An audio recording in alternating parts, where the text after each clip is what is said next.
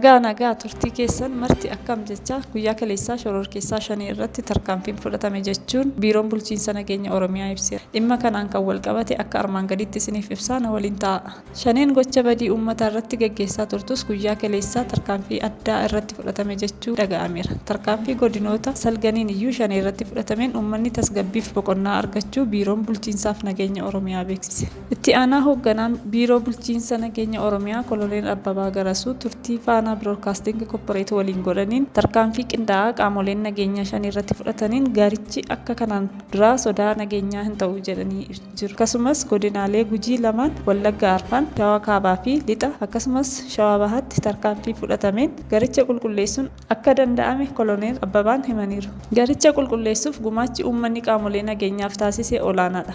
Uummanni odeeffannoo laachuu, nyaata qaamolee nageenyaaf dhiyeessuu fi deeggarsa biiroo taasisuun tarkaanficha bu'a qabeessa godhee jechuunis yaada isaanii ibsataniiru. Kanaanis sochiin dinagdee fi hawaasummaa godinaalee 9 keessatti gufatee ture. Yeroo ammaa gara sochii idileetti deebi'uufis 5 sadarkaa sodaa nageenyaa hin taane irratti kan argamu ta'uu isaa ibsa kennee jiru. Dabalataan kutaa magaalaa Lammii Kuraatti shakkamtoonni 5f loojistikii dhiyeessaa turan to'ataman.